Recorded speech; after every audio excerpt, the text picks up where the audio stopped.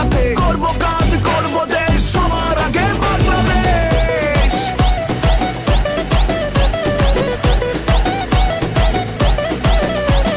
তুমি আমি আমরা সবাই গর্ব এই দেশটা, দেশ বাঁচলে বাঁচবে মানুষ, করব আমরা চেষ্টা।